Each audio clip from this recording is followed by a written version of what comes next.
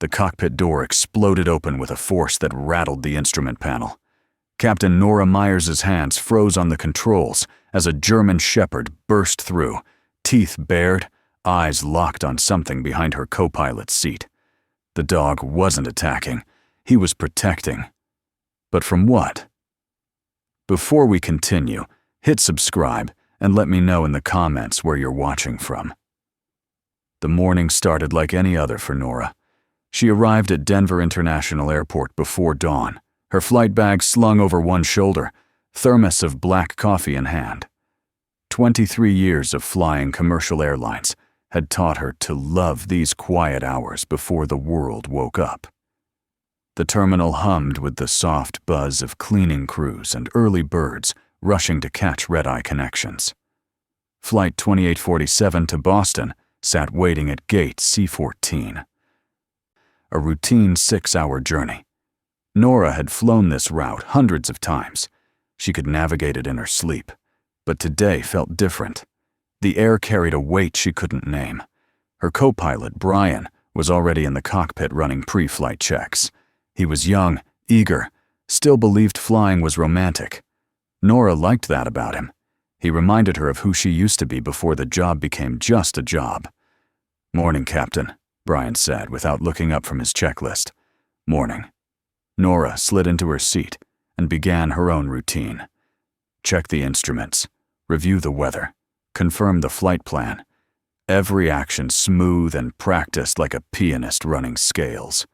The passengers began boarding. Nora watched them through the gap in the cockpit door. Businessmen in rumpled suits, families with tired children. An elderly woman clutching a photo album, a man in a service dog vest leading a beautiful German shepherd down the aisle. The dog caught Nora's attention. He moved with purpose, not like a typical service animal. His ears were up, alert. His handler was a quiet man, maybe 50, with the kind of face that held secrets. The dog paused near the cockpit, nose twitching, then continued to his seat in row 12. Nora closed the cockpit door. "All passengers aboard," the flight attendant confirmed through the intercom. "We're ready for departure." The engines hummed to life. Nora felt the familiar vibration through her bones. This part never got old. The moment before flight. The edge between earth and sky. They taxied to the runway. Brian handled communications with the tower. Nora's hands rested on the controls, steady, confident. She'd made this takeoff so many times, she could do it blind. "Flight 2847, you're cleared for takeoff," the tower announced. Nora pushed the throttles forward. The plane gathered speed, pressing her back into her seat. The ground blurred beneath them. Then that perfect moment of lift, when gravity released its grip and they soared. Boston waited 6 hours ahead. Nothing unusual, nothing complicated, or so Nora thought. But she didn't know that in row 12, the German shepherd named Max had begun to whine. She didn't know his handler, a retired police officer named Tom Rivers, was trying to calm him with a hand on his head. She didn't know Max's training from years of narcotics and explosives detection was screaming at him that something was very, very wrong. And Nora definitely didn't know that in exactly 47 minutes. Everything she understood about safety and trust would shatter like glass. The first hour of flight passed smoothly. Nora and Brian fell into their usual rhythm. He monitored systems. She handled navigation. They spoke little, comfortable in the silence pilots learned to share. At 30,000 feet, the world below looked like a quilt. Patches of farmland, ribbons of highway, clusters of towns connected by threads of civilization. Nora had always found peace up here, away from the mess of Earth, suspended in blue. Then the call button lit up. Row 12. "Captain, we have a situation," came the flight attendant's voice, tight with concern. "One of the passengers has a service dog that's acting strange. The handler says the dog is trained in detection work and something's triggering him." Nora frowned. "What kind of detection work?" Explosives and narcotics, ma'am. The passenger is a retired K-9 officer. He's insisting we take this seriously. Brian looked at Nora. She saw the question in his eyes. False alarm or real threat? Tell them we'll investigate, Nora said. But keep it quiet. No need to panic the other passengers. Through the intercom, Nora heard muffled conversation. Then Tom Rivers's voice came through, calm but firm. Captain, my name is Tom Rivers. I worked Denver PD K-9 unit for 26 years. Max here has never given a false alert in his life. He's trained to detect C4, dynamite, ammonium nitrate, and several other compounds. Right now, he's telling me something on this plane shouldn't be here. Nora's stomach tightened. In all her years flying, she'd dealt with medical emergencies, mechanical failures. Even a drunk passenger who tried to open the emergency exit at 20,000 feet. But a bomb threat? That was different. That was the nightmare every pilot carried in the back of their mind, but never expected to face. Where is the dog alerting? Nora asked. Silence. Then Tom's voice came back, quieter this time. That's the thing, Captain. He's not alerting to the cargo hold or the luggage compartments. He's alerting toward the front of the plane, toward the cockpit. Brian went pale. That's impossible. The cockpit is secure. We did a full pre-flight inspection. But Nora remembered something. A week ago, there'd been maintenance work done on the flight deck. New wiring for the updated navigation system. The crew had been contracted from an outside company, not the usual airline technicians. She'd signed off on it without a second thought, because that's how things worked. You trusted the system. You trusted the people doing their jobs. Get that handler and his dog up here, Nora said. Now. But before the flight attendant could respond, the cockpit door shuddered. Not from turbulence, from something hitting it hard from the outside. Then Max burst through, his powerful body forcing the supposedly secure door open with a strength that shouldn't have been possible. Tom stumbled in behind him, apologizing, trying to grab the dog's vest. I'm sorry, Captain. He's never done this before. But Max wasn't attacking. He wasn't aggressive. He was frantic. He moved past Nora, past Brian, and planted himself in front of the panel behind the co-pilot's seat. The panel that housed the new wiring from last week's maintenance. He sat rigid, nose pointed at the wall, and let out a single sharp bark. The bark that meant, found it. Nora's blood turned to ice, because Max wasn't just alerting. He was giving the signal-trained detection dogs give when they've located explosives. And he was pointing at something hidden inside her cockpit. Something that had been there all along, waiting. But for what? Tom Rivers dropped to his knees beside Max, running his hands over the dog's body, checking for signs of stress or false behavior. But Max remained steady, focused, his entire being locked on that panel. He's certain, Tom said quietly. Captain, I've seen this dog alert thousands of times. He's never been wrong. Nora's mind raced through protocols, emergency procedures, options. None of them included discovering a potential explosive device 30,000 feet in the air, with 147 passengers behind her. Brian had gone sheet white. What do we do? First, we stay calm, Nora said, surprised by how steady her voice sounded. Inside, her heart hammered against her ribs. Tom, what are we looking at? Best case, worst case. Tom's jaw tightened. Best case? Someone smuggled drugs onto this plane in a very stupid hiding place. Worst case?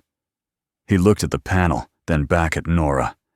We're flying with something that could take us out of the sky. Can we remove the panel? Nora asked. Not recommended, Tom replied. If there is a device, we don't know if it's motion sensitive, pressure sensitive, or on a timer. Touching it could be what sets it off. Nora made a decision. Brian, contact Denver Tower. Tell them we have a possible security threat and we're turning back. Don't use the word bomb over the radio. Too many people listening." Brian nodded, reaching for the controls. But as his hand moved toward the communication panel, Max suddenly lunged forward, teeth catching Brian's sleeve, pulling his arm back. "Max, release!" Tom commanded. The dog obeyed immediately, but stayed between Brian and the controls, a living barrier. "What the hell?" Brian breathed. That's when Nora saw it. The way Max had positioned himself. Not guarding the panel anymore. Guarding Brian. No, not guarding. Blocking. Preventing him from touching specific controls. A cold understanding crept up Nora's spine.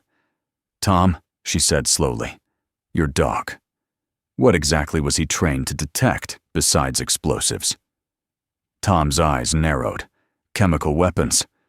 Biological agents. And he paused. "Human remains. We used him for search and rescue too. He can track living scent and deceased scent." Nora looked at Brian, really looked at him, the co-pilot she'd flown with for 6 months, who always arrived early, who volunteered for extra shifts, who'd been so helpful during last week's maintenance, even staying late to supervise the contractors when Nora had to leave for a family emergency. Brian, who was now sweating despite the cockpit's cool temperature. "Brian," Nora said carefully, "why don't you go check on the passengers? Make sure everyone stays calm." "I should stay here," Brian said quickly. Too quickly.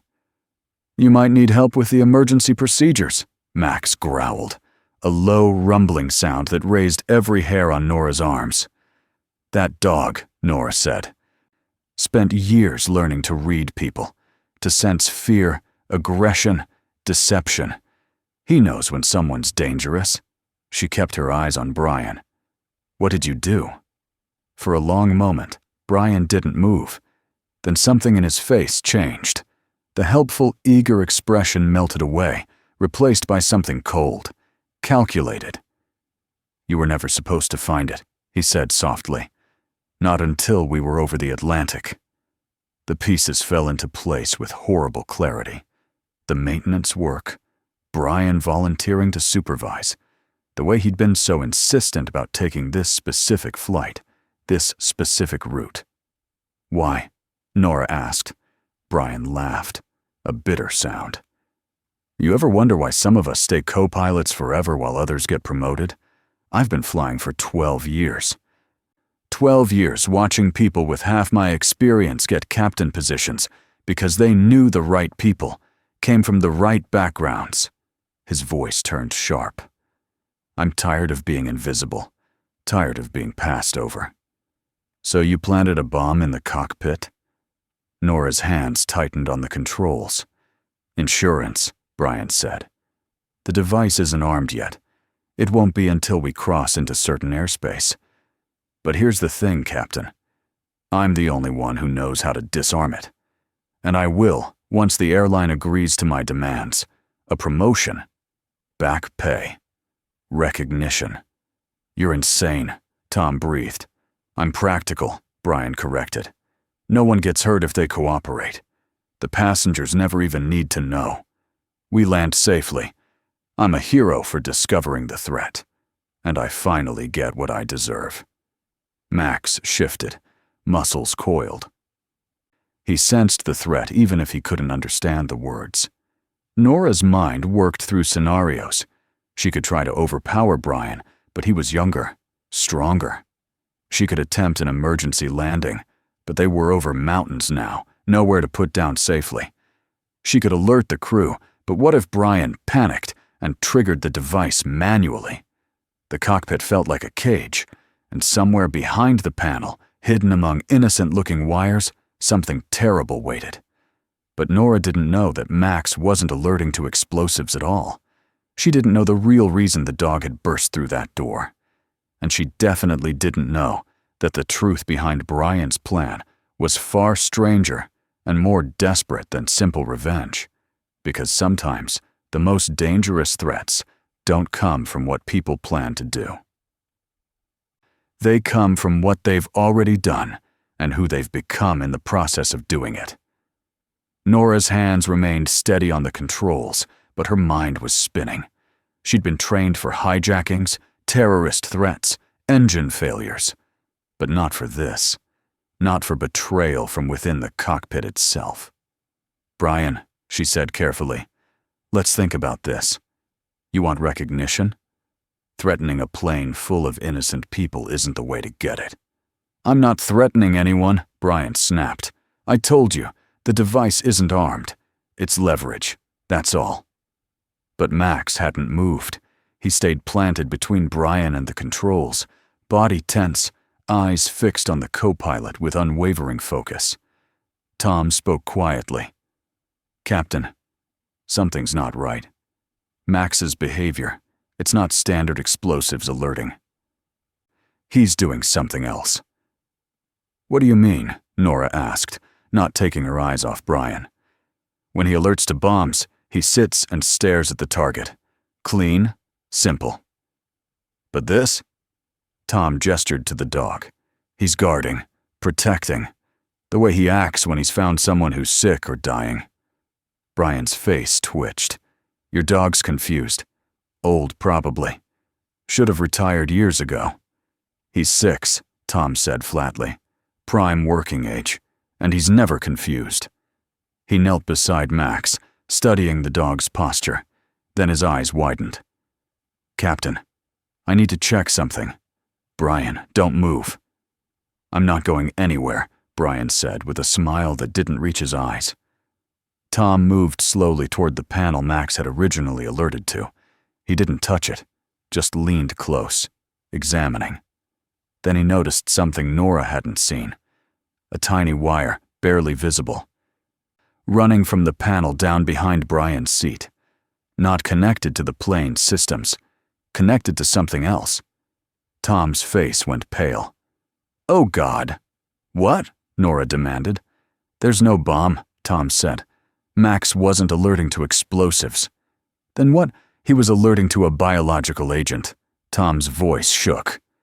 "Something in that panel is releasing gas into the cockpit. Something odorless, colorless. Something that's been pumping in here since we took off." Nora's stomach dropped. "What kind of gas?" Tom looked at Brian. "That depends on what our co-pilot here decided to use. Carbon monoxide? Nitrogen? Some kind of sedative?" Brian's smile had frozen on his face. "But here's what doesn't make sense," Tom continued. "If you wanted to incapacitate the flight crew, why set it on a timer? Why not use it as a threat to force a landing?" He paused, pieces clicking together. "Unless you weren't trying to threaten anyone. Unless the goal was for the crew to slowly lose consciousness, crash the plane, and make it look like an accident. Pilot error due to hypoxia or equipment failure." "That's ridiculous," Brian said, but his voice had lost its confidence. Nora felt it then, a slight heaviness in her head, a faint pressure behind her eyes. How long had they been breathing it? How much longer did they have? "You were going to kill us all," she whispered. "Insurance fraud," Tom said, the final piece falling into place. "Your family takes out a massive policy on your life. You die a hero in a tragic accident, and they're set for life. No one suspects murder because the crash is ruled pilot error or mechanical failure." Brian's hands clenched into fists. "You don't understand. My daughter, she needs treatment. Experimental therapy that insurance won't cover. It costs hundreds of thousands. I'm drowning in medical debt. This was the only way. To murder 147 people?" Nora's voice cut like steel. "To take away their lives because your daughter needs yours?" "She's 9 years old," Brian shouted. "You want me to just let her die?" "I want you to be human," Nora shouted back. "There are other ways. Fundraisers, loans, government programs. I tried everything." Tears streamed down Brian's face now. Every door closed, every option exhausted. This was the last chance. The only chance. The cockpit fell silent except for the steady hum of engines and Max's low, warning growl. Nora's head was getting heavier. She could see Tom swaying slightly. They were running out of time. "How do we stop it?" she asked. Brian wiped his eyes. For a moment, he looked like what he really was, a desperate father who'd made a terrible choice. "The canister's in the panel. You have to shut off the valve, but if you do it wrong, it could release all at once. Kill everyone in seconds." "Then you do it," Nora said.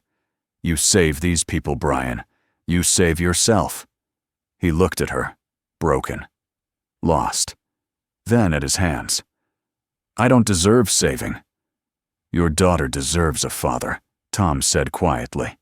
"Not a dead hero, not a mass murderer. A father who made a mistake and chose to fix it." The plane shuddered with turbulence. A reminder that the sky was indifferent to human drama. It would hold them up, or let them fall based on physics, not morality. Brian reached for the panel. His hands shook as he unscrewed the cover. Inside, nestled among legitimate wiring, sat a small silver canister with a timer display. It showed 17 minutes remaining. "Okay," Brian breathed. "Okay, I can do this." He worked carefully, disconnecting wires, turning valves. Max watched every movement, alert for any sign of deception. But the dog's posture had changed. He sensed the shift in the man, sensed that the immediate threat was fading. With a final twist, Brian removed the canister and sealed it in an emergency container from the first aid kit.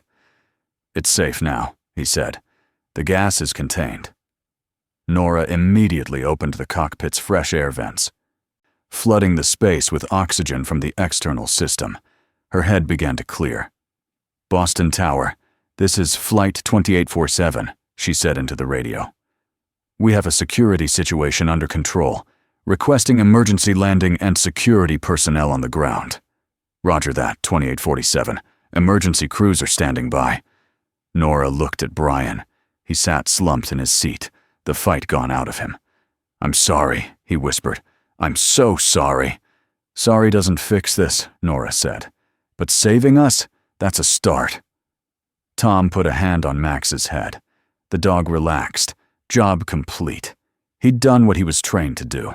Find the threat. Protect the innocent. He didn't understand human complexity. Didn't grasp desperation or love or the terrible things people do when they're afraid. He only knew right and wrong, danger and safety. And in the end, that simple clarity had saved them all. The plane descended through clouds like falling through layers of truth.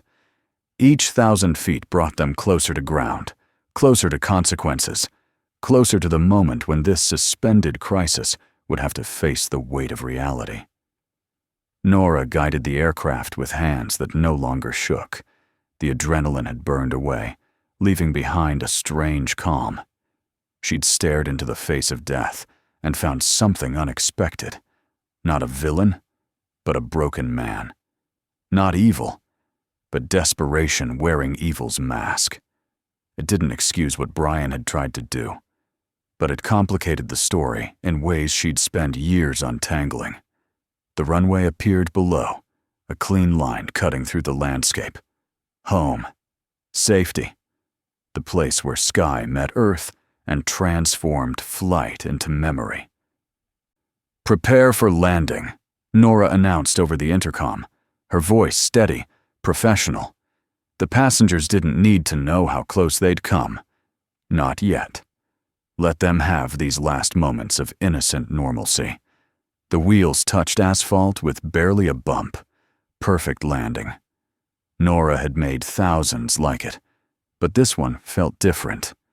Like every skill she'd ever learned, every hour she'd ever flown, had been building toward this single moment of bringing everyone safely down. Emergency vehicles surrounded the plane immediately. Police, FBI, medical teams. Brian was taken away in handcuffs, quiet, no longer fighting. Nora watched through the cockpit window as he looked back once, mouthed 2 words. "Thank you." She didn't respond, didn't know how. Tom and Max were the last to leave the cockpit. The dog's tail wagged now. The tension finally released. He'd done his job, protected his people. In his simple dog understanding of the world, that was enough. "He saved us," Nora said, kneeling to scratch behind Max's ears. "You saved us, good boy." Max licked her hand, then looked up at Tom with pure devotion. The bond between them was something beyond training, beyond duty. It was trust, built over years of working together, of understanding each other in ways that transcended language. "What happens to Brian now?" Tom asked. Nora stood, watching as the passengers disembarked, confused, but safe. "Prison. Trial. His daughter will lose her father anyway." She paused. "But at least she'll know he chose to save people in the end. That has to count for something." "Does it?" Nora considered. "I don't know. I just fly the planes. Someone else decides what justice looks like on the ground." The debriefing took hours. Nora told the story again and again to different officials, each time feeling more removed from it, like it had happened to someone else. Maybe it had. Maybe the woman who took off that morning was different from the one who landed. Later, as the sun set orange and gold across the tarmac, Nora sat alone in the empty terminal. Her phone buzzed with messages. News wanted interviews. The airline wanted statements. Her family wanted to know she was okay. She was. Wasn't she?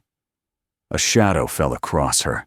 Tom stood there, Max at his side, both of them looking ready to head home. "Thought you might want company," Tom said. "Or not." "I can go." "Stay," Nora said. "Please." He sat. Max settled at their feet, head on his paws, finally at rest. "I keep thinking about what he said," Nora admitted. "About his daughter, about doing anything to save her." "You can't justify what he did," Tom said gently. "I know, but I understand it. That's the part that scares me. I understand choosing love over law, desperation over morality. If it was my child," she trailed off. "But you'd find another way," Tom said.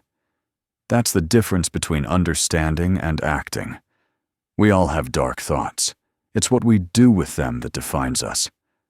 They sat in silence, watching the planes take off and land, each one a small miracle of metal and trust, of humans defying gravity through engineering and faith.